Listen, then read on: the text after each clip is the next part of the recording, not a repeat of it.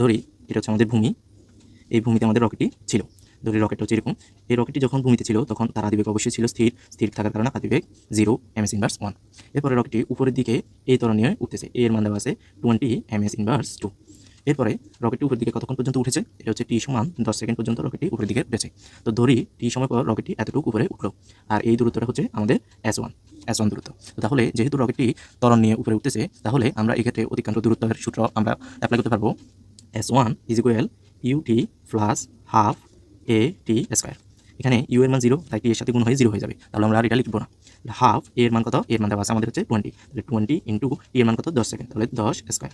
তাহলে এখান থেকে আমরা ক্যালকুলেটর যদি হিসাব করি, তাহলে এখানে 2 আর 20 কাটাকাটি গিয়ে 10, আর 10 এর সাথে 10 স্কোয়ার গুণ হয়ে আমাদের হয়ে যাবে এখানে 10 স্কোয়ার মানে 100, তাহলে আমাদের টোটাল ডিস্টেন্সটা আসলো 1000 মিটার। এটা হচ্ছে কি রকেটটি যখন 10 সেকেন্ড পর্যন্ত চলেছে তখন। এরপরে কি করা হয়েছে, ইঞ্জিনের সুইচ বন্ধ করে দেওয়া হয়েছে, তার মানে এই জায়গায় গিয়ে রকেটটি একটা নির্দিষ্ট বেগ লাভ করবে, এরপরে রকেটটির মন্দন শুরু হবে। রকেটটি আর এই সমান 20 ms ইনভার্স 2 ত্বরণ নিয়ে উপরে উঠতে পারবে না। কত মন্দন হবে, সে নিচের দিকে জি মন্দনে নিচের দিকে পড়তে থাকবে। তো তাহলে দেখি ওই যে গতি জড়তা আমরা পড়েছি, গতি জড়তার কারণে সে অবশ্যই একটু উপরের দিকে উঠতে চাইবে, কিন্তু মন্দন আস্তে আস্তে কি করবে, তাকে নিচের দিকে ব্যাগটা হ্রাস করতে থাকবে। এক সময় গিয়ে কি হবে, ধরলাম এই বিন্দুতে গিয়ে সে সর্বোচ্চ উপরে উঠবে, এটা হচ্ছে S1 পরিমাণ, সে S2 পরিমাণ সে আরও উপরে উঠবে। এই বিন্দুতে বি এর মান কত হবে আমরা জানি, এটাতে 0 ms ইনভার্স 1 হবে, কেননা শেষে গিয়ে রকেটটি থেমে যাবে। তো তাহলে আমরা যদি S1 আর S2 যোগ করতে পারি, তাহলে মোট কত উচ্চতায় উঠবে আমরা বের করতে পারবো। তাহলে দেখি আমরা S2 বের করার চেষ্টা করি। তো S2 এর জন্য আমাদের অবশ্যই বিটা জানা লাগবে। এই বিটা কত, u প্লাস at। তো u এর মান আমাদের হচ্ছে আদিতে কত ছিল, 0 ছিল, তারপরে a কত ছিল, 20 ছিল, এরপরে t কত ছিল, 10 ছিল, তাহলে 20 × 10 মানে 200 ms ইনভার্স 1। এটা হচ্ছে আমাদের, এটা হচ্ছে এই বিন্দুতে ব্যাগ।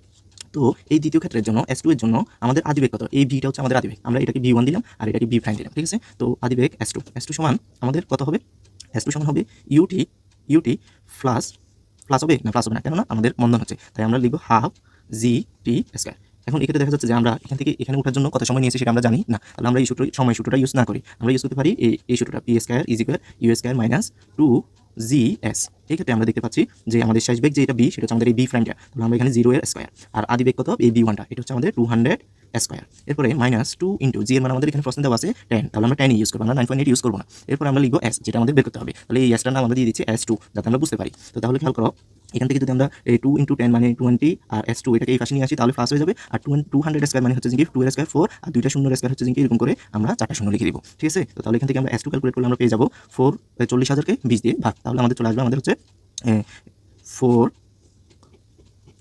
40,000 ডিভাইডেড বাই 20, তাহলে 0 কাটা, এখানে 2 দিয়ে 4কে কাটাকাটি করলে 2, তার মানে 2000 মিটার। তো তাহলে রকেটটি মোট কতটুকু উপরে উঠবে, তাহলে আমরা যদি হিসাব করতে চাই, তাহলে মোট S হবে আমাদের হচ্ছে S1 প্লাস S2, তাহলে S1 প্লাস S2 আমাদের কত আসে 1000 প্লাস 2000, তাহলে 1000 যোগ 2000 করলে আমাদের চলে আসবে 3000 মিটার। তাহলে এটা